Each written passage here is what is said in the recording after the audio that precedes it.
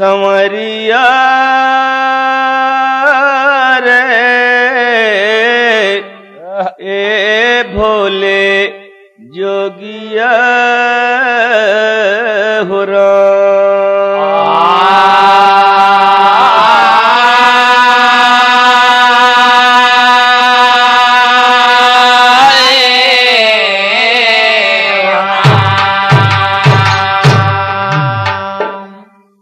जो न राम नाम को जाना बाद में उसे पड़ा पछताना। जीना मरना खाना पीना जस यप जस विधिहान।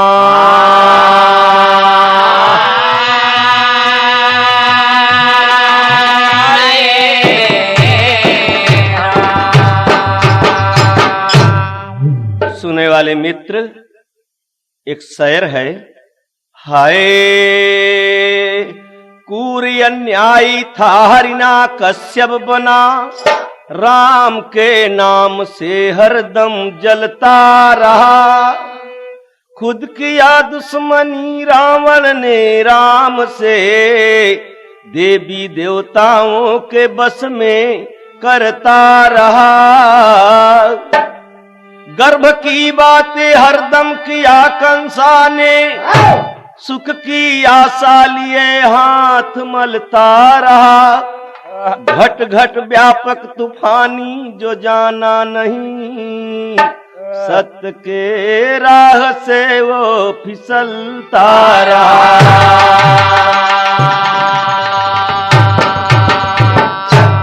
बड़े भैया तूफानी एक लेखक हैं, वो यही इशारा दे रहे हैं कि जिस सत्य को नहीं जानता वो हमेशा गलत काम कर सकत है, और जहां सत्य रहे वहां असत्य नहीं हो सकत। तो इसी पर एक गजल का नमूना बा। हे प्रभु आनंद दाता, हे प्रभु आनंद दाता, ज्ञान हमको दीजिए। हे प्रभु आनंद दाता, ज्ञान हमको दीजिए। हे प्रभु आनंद दाता, ज्ञान हमको दीजिए। हे प्रभु आनंद दाता, हे प्रभु आनंद दाता, ज्ञान हमको दीजिए। लीजिए शरण में हमको, हम सदाचारी बने। लीजिए हमको शरण में, हम सदाचारी बने।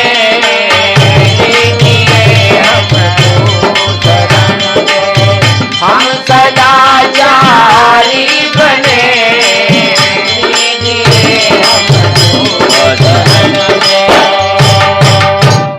इसी बोल में कहना है प्यारे दोस्त, रंग लाती है ये मेहंदी, रंग लाती है ये मेहंदी, पत्थर पर घिस जाने के बाद।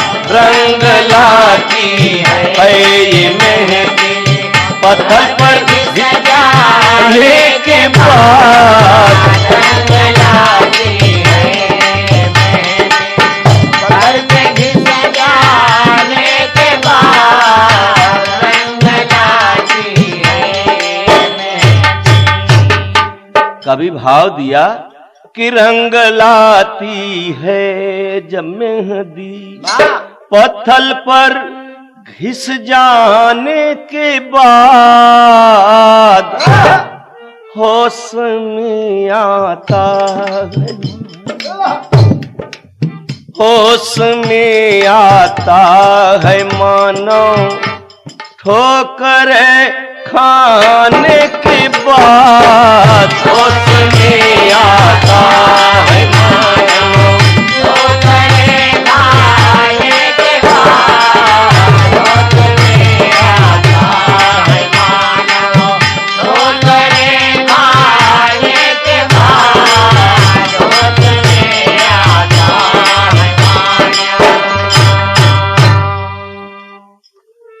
होश में आता है मानव ठोकरे खाने के बाद। आगे फिर कहना का है, कथा पुरानी लेकिन हकीकत सुनाता हूँ।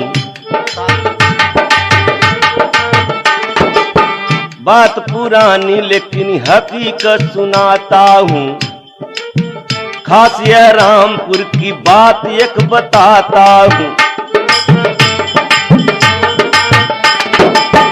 गरीब संत एक छोटा सा परिवार रहा। गुरु से ज्ञान लेके हरिहर से प्यार रहा। गुरु से ज्ञान लेके हरिहर से प्यार रहा। गुरु से ज्ञान लेके हरिहर से प्यार रहा। गुरु से ज्ञान लेके हरिहर से प्यार रहा। घमंडी पड़ोसी पुराना जिम्मेदार रहा। छोटी से उम्र में दुश्मन राम नाम को हुआ। छोटी से उम्र में दुश्मन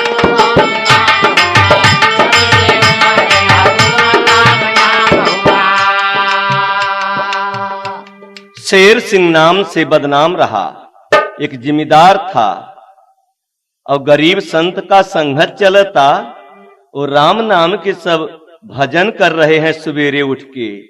वो घमंडी जिम्मेदार शेर सिंह ने वो नाराज हुआ, बोला ए तुम लोग क्या रोज देखो तो शाम सवेरे जब देखो तब हल्ला मचाते हो, राम राम राम राम कहते हो, कहूं कृष्ण कृष्ण कहते हो, कहूं ओम शिव कहते हो, क्या बात है?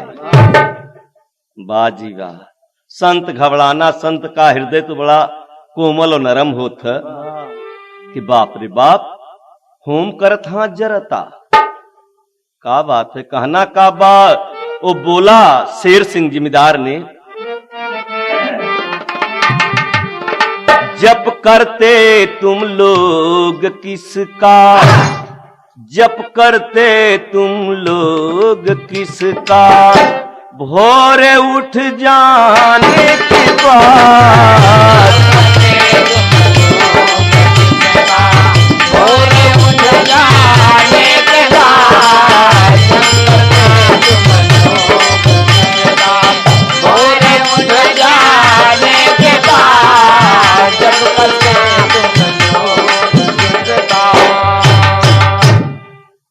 सुनने वाले मित्र, शेर सिंह जिम्मेदार घमंडी बाजार चली बा और बाजार जेकर जेकर चलत है चढ़त है तो उतरना ही उतरना बा। सही बात मेरे दोस्तों, घमंड और अहंकार किसी के न चला बा और न अब चले। इसी पर टेर का बोल है मास्टर,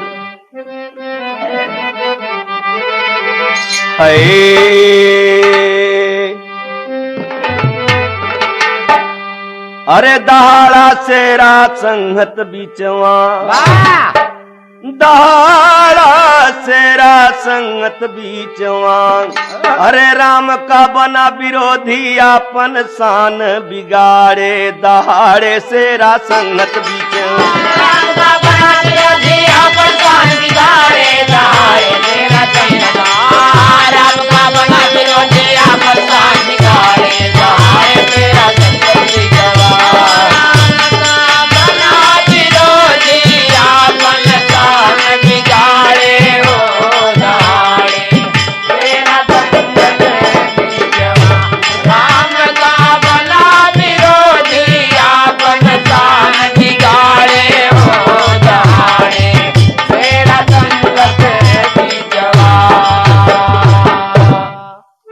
वाले मित्र, वो शेर सिंह संघत और संत के परेशान करना शुरू किए।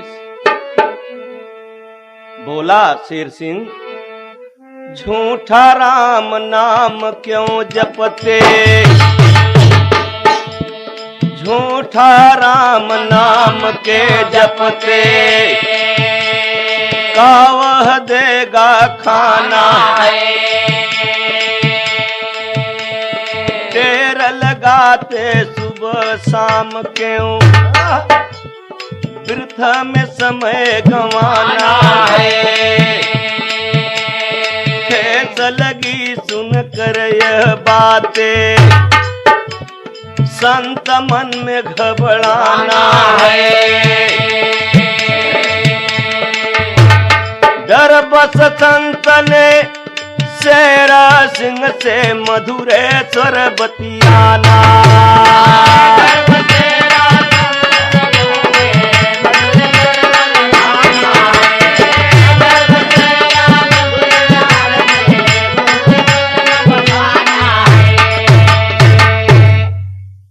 ओ घमंडी शेर सिंह बोला, तुम राम राम करते हो, समय खराब कर रहे हो, का खाना देगा का?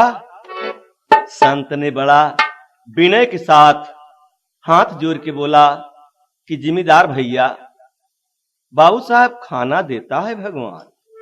अच्छा, कहे हाँ भैया, जिम्मेदार साहब ऐसा जिन नाराज हो, परमात्मा प्रभु के सुमिरन सब करता है, लोग दुख में करता है, सुख में करता है, चोर करता है, डकैत करता है, हर आदमी राम का नाम लेता है, चाहे हिंदी मिले, चाहे अंग्रेजी मिले, चाहे उर्दू मिले, चाहे फारसी मिले, लेकिन राम का नाम बहुत जोर नाराज बसेरा सिंह का है। राम खाना दे। संत फिर भी नहीं करता महाराज, जिम्मेदार साहब ऐसा जिन कर माँ के पेटे में खाना 9 महीना मिला, खून से सींचा गए, और जब बाहर आए 1.5 साल 2 साल दांत नहीं रहा, जब से भर करेर तब से भर हमके दूध मिला, और जब दांत हो गया हमरे तो हर प्रकार का खाना मिलने लगा। लेकिन शेर सिंह नाराज बा। यहीं पर ओ संत मनावत चिरौरी करता कि मान जा, एठी तर्ज बलाला। हाय तर्ज बताई दे।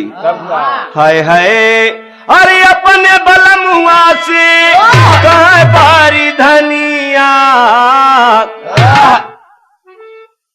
अपने बलम से कहे बारी धनिया, हमार सजना अरे हमार बलमा, हमसे हाथवा मिलाइल हमार बलमा, हमसे हाथवा मिलाइल हमार बलमा, हमसे हाथवा मिलाइल हमार बलमा।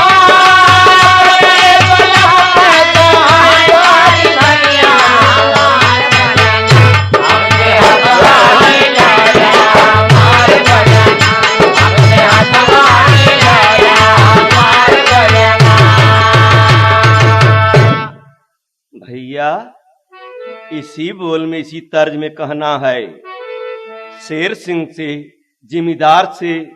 वो संत बड़े मधुर में बोल रहा है, अरे सुना हमारी बतिया, जिन मचावा जिम्मेदार फतिया, गुरु के शरण में आओ, गुरु के शरण में आपन अखिया खोला ले, गुरु के शरण में आपन अखिया खोला ला, गुरु के शरण में आपन अखिया खोला ला, गुरु के शरण में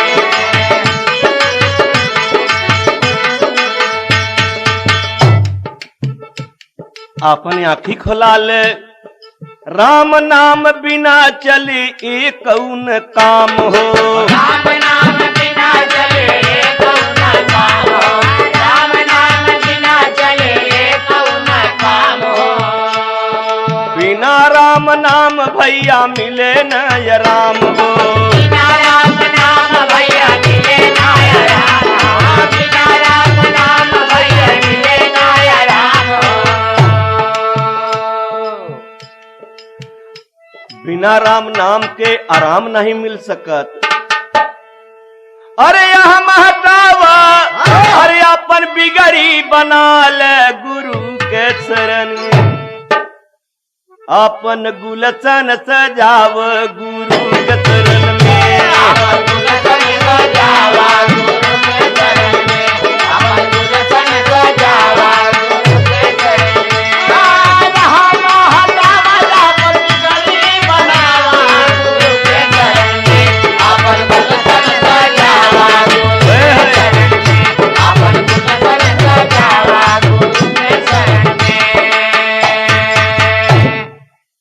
सुनने वाले मित्र, संत का जो कर्म है वो संत विनती कर रहा है, लेकिन शेर सिंह के रच्चो बात नहीं समझ में आवता। कहे क्या करेंगे राम, तुम्हारा खाना देंगे? बोले हाँ मालिक, खाना मिल सकत। मेरे दोस्तों, संत ने बोला कि अब समय बा, शेर सिंह इतना जिन नाराज हो, कम से कम गुरु के शरण में आव।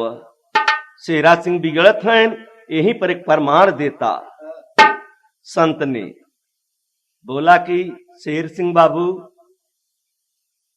एक मछरी बा, एक मछरा बा, बीच में रेता बा, पानी सोता बह रहा बा। मछरा बोला मछरी से, चलो उस पार, अबे पानी बह रहा, निकल चली सोता मह से, नहीं बंद हो जाए, इधर पानी कम बा, परेशानी हो, पानी न रहे तो। मछरी कहे नहीं ठीक बा, मछरा कहे जल्दी करो, नहीं बंद हो वाला बा। नहीं माना, मछरा निकल गया, मछरी रह गई, रेता ढक गया। इधर पानी कम, मछरा इधर ज्यादा पानी। इधर जब पानी कम हुआ तो मछरी के कौआ जब टोंट मारत हैं, जब टोंट मारत हैं तब मछरी रोई देस। कुछ बात समझ के रोई देस रामचंद्र महाराज। वो मछरी का बोली जब कौआ टोंट मारत हैं, कहाँ वो रात गए वह दिन गए, मोर पीव गए गहिरे गगना, जितना मोहि टोट कसोच नहीं, उतना यखरई पीऊ का कहना। हे कौआ राम, तू का मरत? हम अपने स्वामी के कहा नहीं किया, नहीं हमहू गहिरे चली जाई, तब तू का मरत? सोच वह बात वो हमारे पति समझाएं, हम समझा नहीं। मेरे कहबे का भाव बा सुने वाले सज्जनों कि आओ गहिरे चलाया हो। संत ने यही आवाज देत बस जिम्मेदार घमंडी के कि आओ गहिरे चलाओ। जब गहिरे उगे तब प्रभु परमात्मा की जान ले, तुहार अहंकार खत्म हो जाए। लेकिन वो घमंड में चूर था। फिर संत समझावता कि राम नाम बिला मिले कतऊ न या राम हो, जीवन में कभो नहीं मिली है या राम। राम नाम भैया है सबका यधारा, सुमिरन करत नर होत भव से। अरे घमंड हटावा, घमंड हटावया के बिगड़ी बनावा, गुरु के शरण में अपन बगिया सजाइला, गुरु के चरण में अपन बगिया सजाइला, गुरु के चरण में अपन बगिया सजाइला, गुरु के चरण में। हटावया के बिगड़ी बनावा, घमंड हटावया के बिगड़ी बनावा, गुरु के चरण में अपन बगिया सजावा, गुरु के चरण में अपन बगिया सजावा, गुरु के चरण में। सुने वाले मित्र, बहुत नाराज बसेर सिंह बोला ठीक है, हम आप लोगन के सुमिरन या भजन या आप लोगन के संत का जितनी भजन भाव बा हम सब सुनब, लेकिन पहले हम अंदाजा लगाओ। पहले हम जौन कहत है कि भगवान खाना देता, आज भगवान हमके खियाई दे तो हम मान ले। शेरा सिंह बिगड़ के चल देस, गांव से चल देस, घरे से चल देस। और संत हाथ जोड़ के अरदास करता, दातार प्रभु बख्शिश कर, रहमत कर मालिक, एक एक खाना जरूर कतो खिवाए दहन है, काल ही आए मरबो करे और तुहार भजनियों न हो पाए। संत के परेशानी सब दिना भाई बलाल जी। सही बात। मेरे दोस्तों, संत तो सूली पर चढ़ाए दिया गहन, संत बहुत मार खाए हैं, लेकिन सच्चाई नहीं छोड़े। ठीक है, शेर सिंह बिगड़ के चला और हर संत अरदास करता मालिक कि मालिक इसके कहीं न कहीं खिवा दे। और शेरा सिंह ऐसे जगह जाता जहां गांव देश कुछ न बा, यहीं पे फिर तर्जबा का नमूना ही बा, पिया परदेसिया लौट के नहीं आए, पिया परदेसिया लौट के नहीं आए, पिया परदेसिया लौट के नहीं आए, पिया परदेसिया। अरे बिरहीन विपतिया कोई कैसे के बुझाए, पिया परदेसिया लौट के नहीं आए, पिया परदेसिया लौट के नहीं आए, पिया परदेसिया। बिरहीन विपतिया जाए, पिया परदेसिया लौट के नहीं आए, पिया परदेसिया। ये बोल गीत में बिरह में बा, एक तर्ज का नमूना बिरह में बा, रच के अवर वही बिरह में का। भगवान करे परदेसी कभो करार दे के न जाए कि हम आओ यह महीना में, महीना में हम न आओ तो सावन में जरूर आ जा। अच्छा, और सावन में न आओ तो हम फागुन में जरूर आ जा। तो मेहरारू तो सहारा परदेसी के दुल्हन करबे करत। तो कवि ने लिखा का कि माघ बीता फागुन, फागुन बीता माघ बीता, कार्तिक बीता लगी गए गहनवा, और बिरहीनी रही रही तड़पता मनवा। अरे जड़वा कर राती राजा कैसे हम बिताए, पिया परदेसिया लौट के नहीं आए, पिया परदेसी लौट के नहीं आए, पिया परदेसी। अरे जड़वा राजा कैसे बिताए, पिया परदेसी लौट के नहीं आए, पिया परदेसिया। ए तर्ज रहा बिरहिनी के, और हर बिरहिन के तर्ज बा, और हर संत बिरह में बा। मेरे दोस्तों कहना का बा, हाय हाय शेरा सिंह घरे से गुस्सा में चल दिया जंगल के ओरी। कवि कहना बा, शेरा चले घरवा से बानवा की ओरी, शेरा चले घरवा से बानवा की ओरी, शेरा चले घरवा, बानवा की ओरी, शेरा चले घरवा, बानवा की ओरी, बानवा की ओरी, शेरा चले घरवा, बानवा की ओरी, शेरा चले घरवा से। मेरे दोस्तों घमंड किसी के नहीं चला है बाबू साहब। आप लोग जानत ही सब लिखे वाले यही लिखे हैं कि रावण के मुकाबिल अहंकारी क्यों नहीं रहा, न क्यों धनवान रहा, न क्यों विद्वान रहा, न क्यों बलवान रहा, सोने और चांदी के मकान भी रहा। मेरे दोस्तों अहंकार आई गए, अहंकार आई गए। रावण पूरा लंका नाश करवाए लेहिस, सोने और चांदी के मकान सब ढह के गिर पड़ा, गल गए। और वही संत ठी बगले रहा भभीषण, ओकर मड़ई पाती और सरपते के नहीं जरी। किसी के घमंड नहीं चला बा। मेरे दोस्तों यही सब कहानी सोच के उस संत ने अपने दिल में रखा था कि तू तो द्रौपदी के चीर बढ़ाए रहे, बीच सभा में नंगी होत रही, तू प्रहलाद के बचाए रहे, तू बिलारी के बच्चा आमा में बचाए रहे। हे मालिक आज दास भी फंसाबा, एक एक खाना जरूर कतौ दे है। मेरे दोस्तों वो चला जाता कहां, वहीं जाके पहुंचा जहां घर न दुआरवा, वहीं जाके पहुंचा जहां घर न दुआरवा, वहीं जाके पहुंचा जहां घर न दुआरवा। सवेरे से चलते चलते चलते चलते एक जंगल में पहुंचा। जंगल में पहुंचा तो हुआ एक बरगद का पेड़ बा, वहीं रुक गया। कि यहीं ये बैठब, अंधेरा होता, शाम का टाइम बा।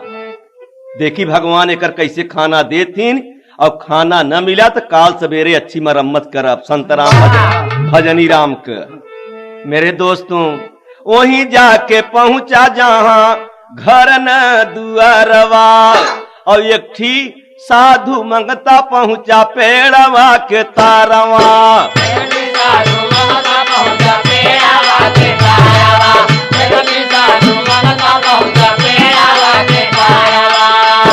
अरे बैठ गईले साधु जी बगल में धई के झोरी से राचा घरवा से बनवा की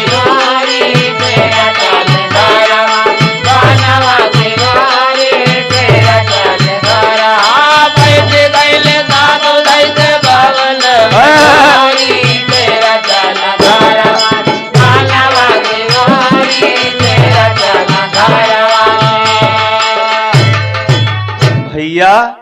वहीं पेड़े तर पहुंचा, बरगद के पेड़े तर बैठा बा शेरा सिंह। जरी के चफन के कुछ थोड़ा ठंडी लागता। बैठा बे तनी में ठीक साधु मांग जांच के सीधा सामान लेके पहुंचा वहीं पेड़े तर पहुंचा तो उका बगल में झोरी धई के थोड़ा लकड़ी उकड़ी बटोरता, कुछ खाबे का इंतजाम करता। बाजी बा लिट्टी भौरी के इंतजाम करता। अवगिया जलाए चोखा भौरी बनाए, आगिया जलाए चोखा भौरी बनाए, आगिया जलाए चोखा भौरी बनाए। चोखा भौरी लिट्टी लगाए 10 भौरी, थोड़ा भरता कम रहा। 5 भौरी और भरता तो खाई गए, और 5 ठी वही राखी पर छोड़ दे। अवगिया जलाए चोखा भौरी बनाए, और 5 भौरी बच गए साधु जी से न खवाए। 5 भौरी बच गए साधु जी से न खवाए, 5 भौरी बच गए साधु जी से न खवाए। अरे शेरा सिंह देखत बाट आखिया तिरोरी, शेरा चले घरा से बनवा कयोरी, शेरा चले बनवा कयोरी, शेरा चले घरवा। शेरा सिंह देखत बाट आखिया तिरोरी, शेरा चले घरवा से बनवा कयोरी, शेरा चले घरवा। बड़े मजे की बात ही देखिए दातार का कुदरत। अब इतना खाए के 5 भौरी चोखा साधु राम चल देहन, आगे बढ़े उनका तो कुटी मड़ई रही। और इतने में होत का बा, भूख के मारी शेरा सिंह देखा था, आंखी घिरोरा था कि कहां से आए गए। इतने में एक बात और फंसत बा बड़का भैया का। ज्वाला सिंह डकाइत का उही भयवा नवा, ज्वाला सिंह डकाइत का उही भयवा नवा, ज्वाला सिंह डकाइत का उही भयवा नवा। जहाँ रखी भौरी बाटे पहुँचे 5 जवानवा, जहाँ रखी भौरी पहुँचे 5 जवानवा, जहाँ रखी भौरी पहुँचे 5 जवानवा। 5 डाकू पहुंचे। सरदार का नाम ज्वाला सिंह। महात्मा तो खाए पी के चला गवा साधु, और 5 ठी भौरी रखी वही राखी पर, उन्हीं पेड़े तर पहुंचत हैं 5 जवान। मेरे दोस्तों, ज्वाला सिंह डकैत पहुंचा। अरे रतिया में जाता रहन कर तो चोरी, शेरा चले घरवा से बनवा की। शेरा चले घरवा, बनवा की, शेरा चले घरवा। अरे रतिया में जाता रहे तो कर चोरी, शेरा चले घरवा, बनवा की, शेरा चले घरवा में। बड़ा बेजोड़ बात फंसता। और हर जब 5 जवानन के देखा था शेरा सिंह सोचे कि ये कहां से आए गए। 5 मिले, एक मिला तो बनैस खाएस और चला गवा, और 5 थी भौरी बची बराखी पर। ई कहां से आए गए नहने। अब देखिए ओहन के थोड़ा से नशा वशा में रहे, लगी होगी रहे, गांजा दम दारू सारू पे रहे, डकैत रहबई के है ना, लगी रहे। भौरी पर निगाह गई लिट्टी पर। जब लिट्टी पर निगाह गई तो एक डकैत सरदार से पूछा था, कह सरदार एक ठी भौरी रखी बे, पान थी बा, एक ठी खाए ले। तो गिरह कर डकैत एक ठी बोला, यो भौरी खाई बदे मन बोला। अरे सारी बात सुनत बा सेरा बैठ के, अरे दहर सेरा मैं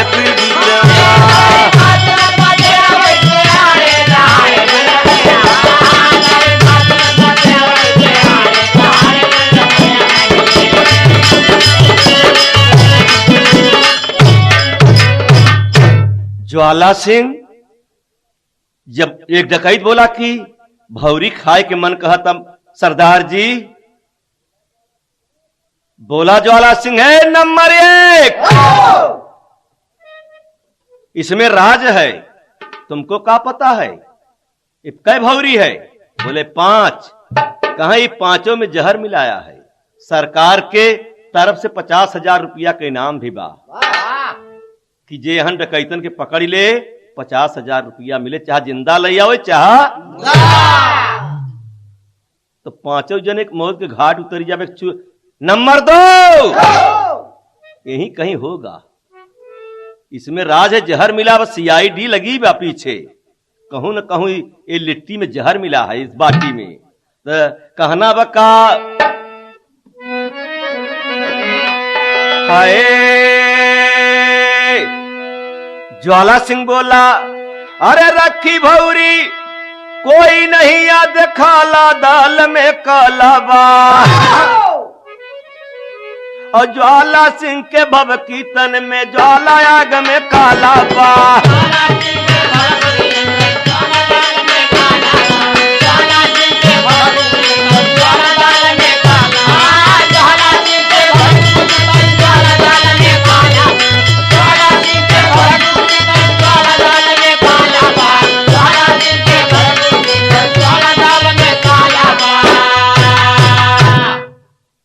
ज्वाला सिंह डकैत के पूरी मशीन गरम बा, कितनी बड़ी चाल सरकार का बा, हमको पकड़वाने के लिए यहाँ लिट्टी और बाटी लगवा दिया है। इस भौरी में राजबा सरदार जी कहें बताई, खोज कर जल्दी डकुअन से बोले, कहन लगे समझाई। अरे यही कहीं पर छिपा बस CID वाला दाल में काला बा। और ज्वाला सिंह के बब के तन में ज्वाला आग में काला बा।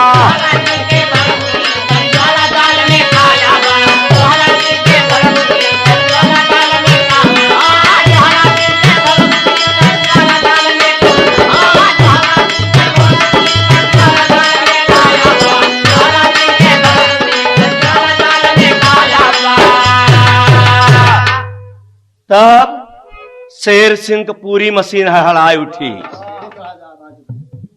अरे भैया का कहे कि बा, अब जरी मोट किसी तरह से घर्रत फिरत चढ़ा जाता है ऊपर, एकदम टुन्नी पुलुई पर गते गते चढ़ा जाता है। सरदार बोला, ज्वाला सिंह नंबर 3 टार्च लगाओ, यही कहीं पर होगा CID वाला। और टार्च लाई के डाकू चाठी करने लगे खोजाई। और डर के मारी शेरा जब टुन्नी पर चढ़ा, जब टार्च लगा जैसे बंदर चफना वैसे चफना बा। टार्च देखते पूरी मशीन कर कांपता। नंबर 3 मार दे ऊपर। कहे मालिक यहां से जिन मारा उतर आओ, यहां से मार दे तो कहानी बिगड़ जाए, इसे पूछ जांच हो है कि आखिर। बोला नंबर 2 मार दे। बोला कहे उतरी आव, जल्दी नहीं हो जाए गड़बड़, झाला दाल में काला बा। ज्वाला सिंह के बब की तन में ज्वाला दाल में काला बा।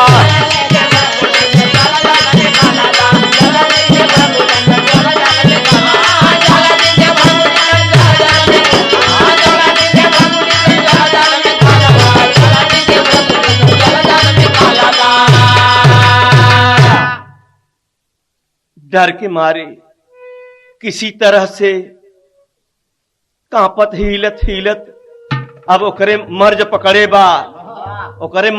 बा कि अब का करी। इत फसान में फंस गए।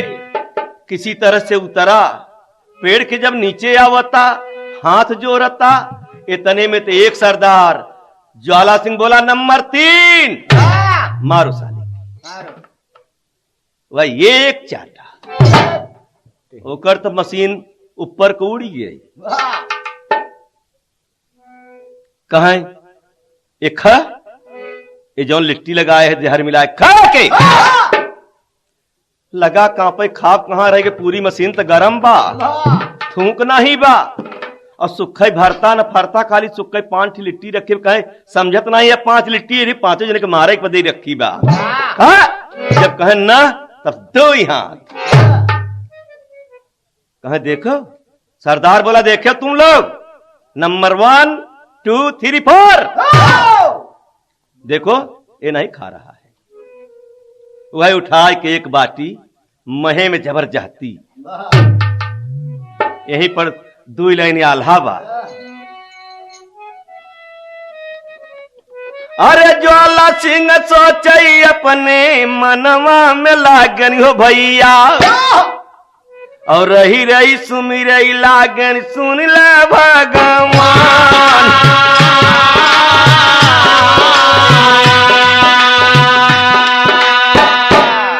अरे मारी मारी के बतिया जब खियावन कुली डकुआवन, और शेरा सिंह रोई रही रही मनवा घबरा।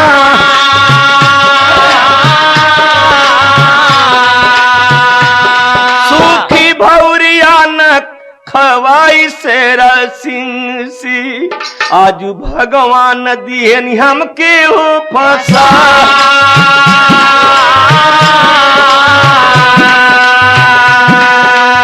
एक 2 भौरी 3 ठीक कैसे मैसे खाएन भैया, सुखी भौरिया नहीं शेरा से खवा। मारी मारी जबरी खियावे लागे डकुआन, मारे मारे जबरी दिया मैं लागे डकुआ, मारे मारे जबरी दिया मैं लागे डकुआ। शेरा रोई मनवा में लागे घबरा, हमें लागे घबरा। ढाई के चरनिया जब रोई डकुअन का, ढाई के चरनिया तो रोई डकुअन का, ढाई के चरनिया तो रोई डकुअन का। सुन सरदार देई बात बता, सरदार गई बात बता। अपमान हम किहल बीरनावा, बताया पमाना बकिए हो बीरनवा, बताया पमाना बकिए हो बीरनवा। तेरा रोई मनवा में रही रही घबरा, रोई मनवा में रही रही घबरा। कैसे कजिया बचौबे मुरी मालिक, कैसे कजिया बचौदा मोरे मालिक, कैसे कजिया बचौदा मोरे मालिक। कैसो त संतन से हो जाता मिलान, हो जाते मिला। बार बार डकुअन का धरल चरणवा, बार बार डकुअन का धाइले चरणवा, बार बार डकुअन का धाइले चरणवा। माफ कैसे गलती बाबू साहेब जी हमार, कैसे गलती बाबू साहेब जी हमार। आगे का बयानवा सुन हो मरनी आगे का बयानवा सुना हो मोरे मीराना, आगे का बयानवा सुना हो मोरे मीराना।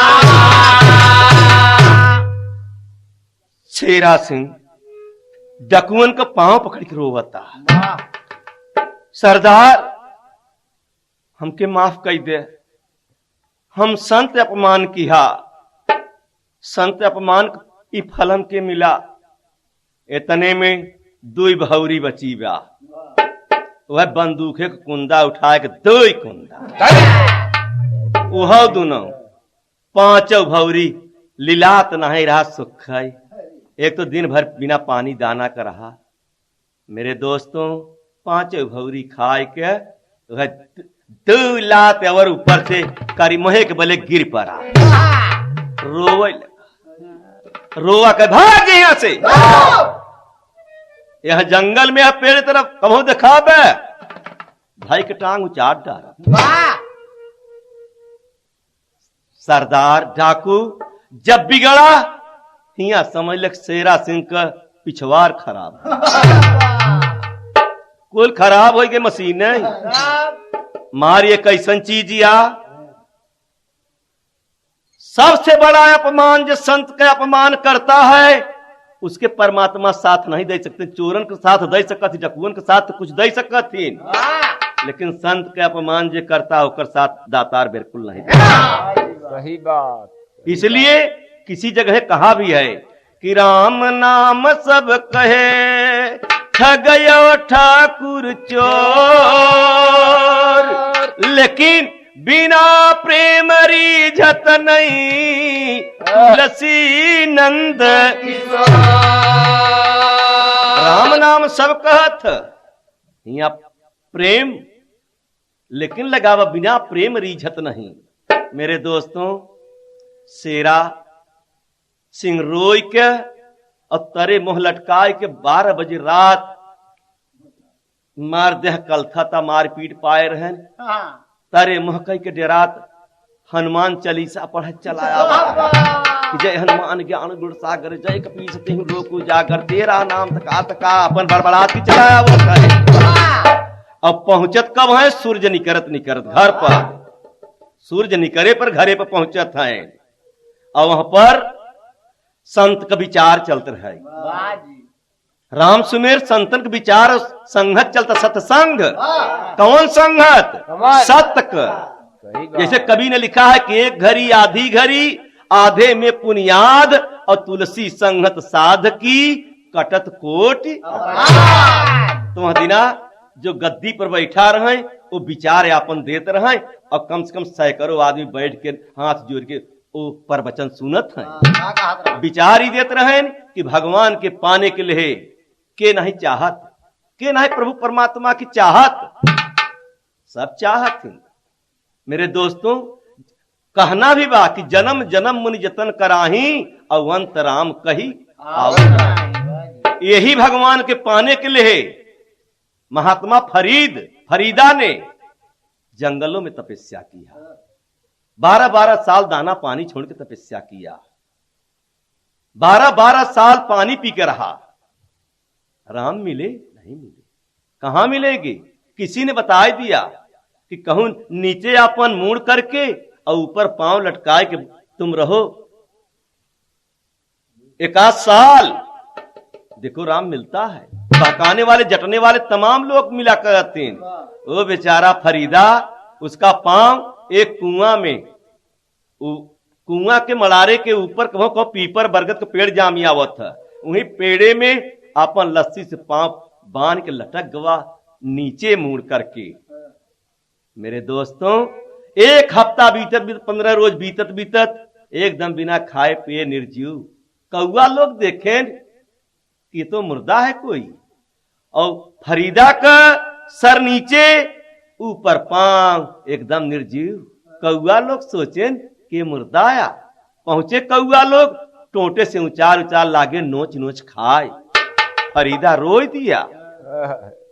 फरीदा रोई दिया कि कागा सब तन खाइयो,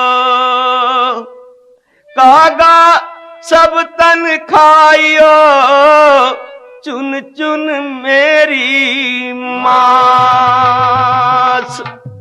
ए दो नैना मत खाओ कागा, पिया मिलन की आस। हे कागा सारी शरीर खाए जा, हमारे दोनों आंखी छोड़ दे। हमको मरते दम तक फरीदा ने दातार के चक्कर में पड़ा रही। यही विचार चलता रहे। और यही के बुलाए बुलाए महात्मा सतगुरु थे, आए आओ सबके बुलाए के प्रवचन चलता रहा। इतने में सवेर हुआ, यह पहुंचता हिलत कांपत और सारी संगत देखे घबराई कि आई गवा भैया। जरा गाने का बोल बा। हाय अपने गलती के आदमी कब रोवत है? कब? जब फंसत है।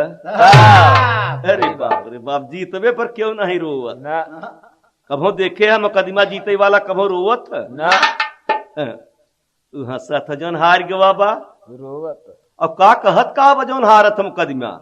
कहे का कही, उकील बढ़िया रहा, पैसा बढ़िया दिया, अच्छा बड़ा मेहनत किया, लेकिन भगवान साथ नहीं दिया। जब हार गए तो भगवान पर ठेल दे। जीत गए तब? जीत गए तो कहे मेरा जवन दांव उलट गए। जीते पर अपना रंग जमाए हैं, हारे पर परमात्मा के ही रखना। माफ करना, यही मेरे दोहा इशारा देता कि राम नाम सब दुख में करे, सुख में कहे न कोई। सुख में जो सुमिरन करे, लाल जीत दुख काही के। मेरे दोस्तों, शेरा अब रोवत है। तब सोचें कि ई कौन नौटंकी फानस भैया। अब तलक मतलब गड़गड़ात रहा शेर सिंह, ई कसत होई के ई कैसन रोवता। रोई के बोल का रहा है, हाय कहे गलती का फल अपल पाम, घाय के बड़ी भारी भूल कैले। ई मानव तनवा पाई के बड़ी भारी भूल कैले।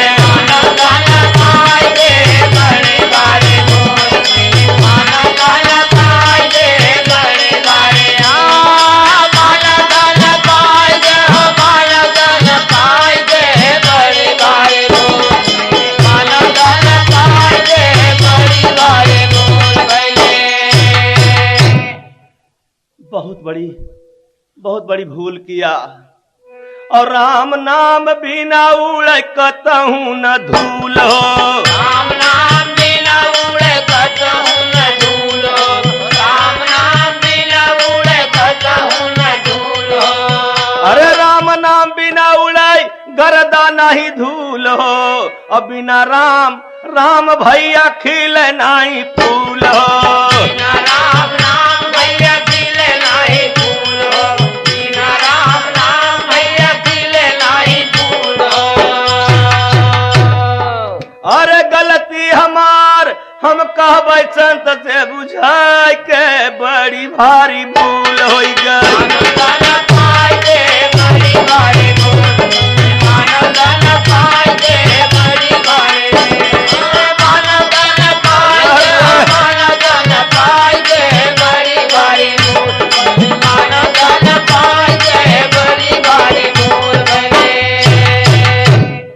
मन पछतई हो सर,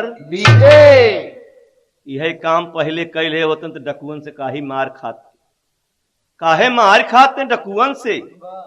यह कर्मवा कैले होते लोग कभो कहो पुरनिया मसल कहती बूढ़ा गए, लेकिन जो वनमा जवानी अपन गंवाए के तब गए। गायन गवने कवन गवन आवा गवन अपन बिगाड़ के। ई जवानी नहीं समझ के जवानी, अपने चाल का जवानी, अपने चूदर का जवानी। कभो कभो कबीर साहब तो कहन न कि के कर जिया मरबू चुनरिया रंगाई के कर जिया मरबू चुनरिया रंगाई के कर दिया मरबू। चुनरिया रंगाई के कर दिया मरबू। चुनरिया रंगाई के कर दिया। चुनरिया रंगाई के कर दिया मरबू। यही के जवानी कहते जे जवानी साध ले। मेरे दोस्तों, भक्ति आई गीत, ये सच्चाई के गीत या उ भक्ति जिन सोचे कि टिन टिन टिन टिन घंटी बजावे और करे मन जपना और ठाकुर जी के भोग लगावे चभक ले सब।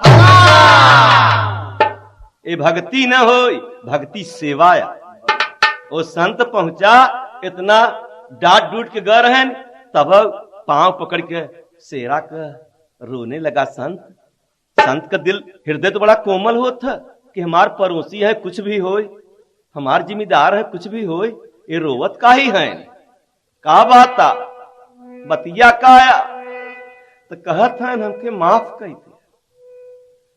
सेरा रोय धैली हले संत का चरणवा, सेरा रोय धैली हले संत का चरणवा, सेरा रोय धैली हले संत का चरणवा।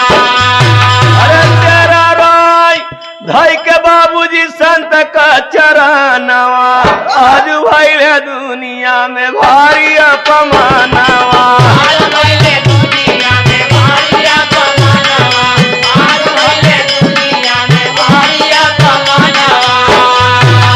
अरे हमके शरण में ले, हमके शरण में ले के काय सर झुकाय के बड़ी भारी भूल हो गई। खाना खाना पाए के बड़ी भारी भूल गई, खाना खाना पाए के बड़ी भारी भूल। अरे हमरे शरण में लगाए झुकाए के बड़ी भारी भूल, खाना खाना पाए के बड़ी भारी भूल गई।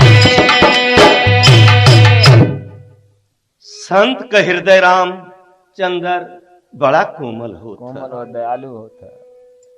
शेर सिंह कहन हमके हमरे गलती की क्षमा कर दे, पांव पकड़ के बीजत हैं।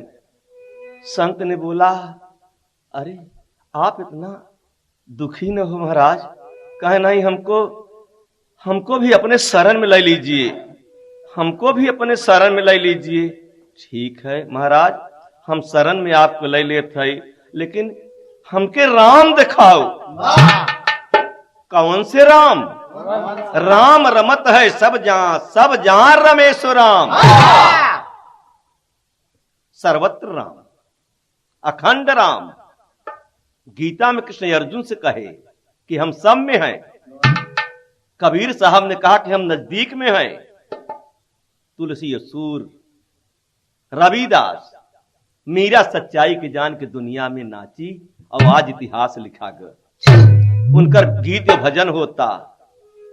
आज भी जो सच्चाई के दम पर रहे वो दुनिया में अमर रहे। मेरे दोस्तों, संत के हृदय कोमल कहे, हम सदगुरु से ज्ञान दिलवाए देव आपके।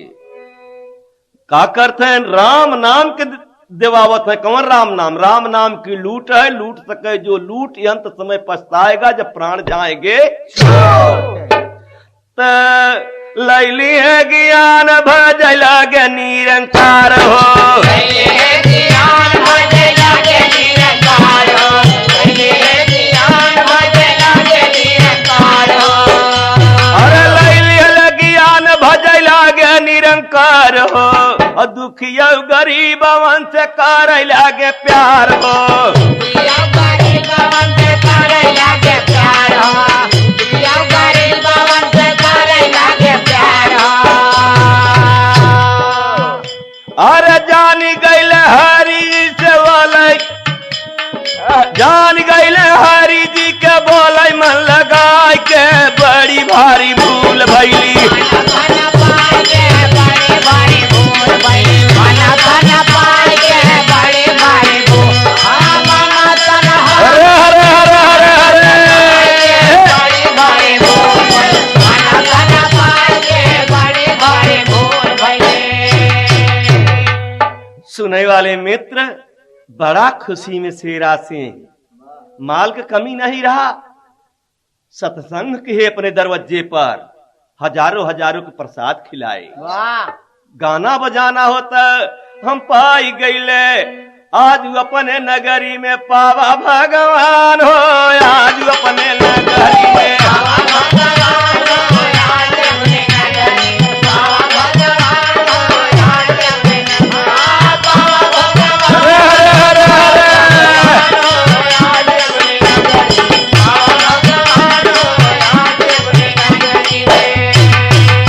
वही ज्ञान मिला कमल। जैसे सेबरी अपने घरे पर ज्ञान पाए बा।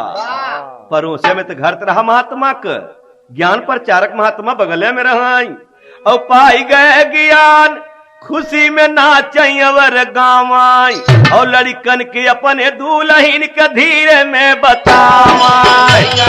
दुल्हन के धीरे में बतावा, दुल्हन के धीरे में बतावा।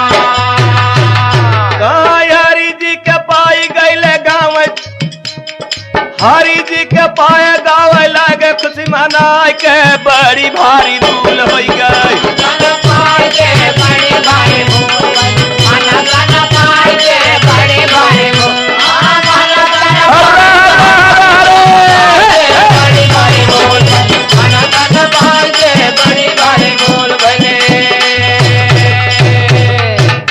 नाच उठे, सारा परिवार के ज्ञान दिलवाए, उसेरा सिंह अपने औरत के भी ज्ञान दिलवाए, पड़ोसी के भी ज्ञान दिलवाए।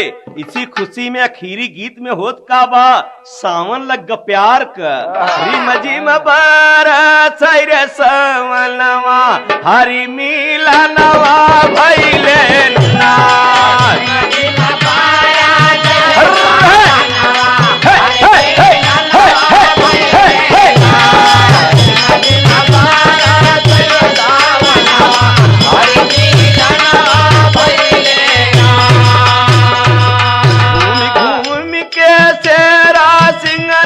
करने लगे प्रचार सवरिया, करने लगे प्रचार सवरिया, करने लगे प्रचार। आए न हरि दर्शनवा, पाए हरि का जब दर्शनवा, पाए हरि का जब दर्शनवा, मन में गावे लगले ना।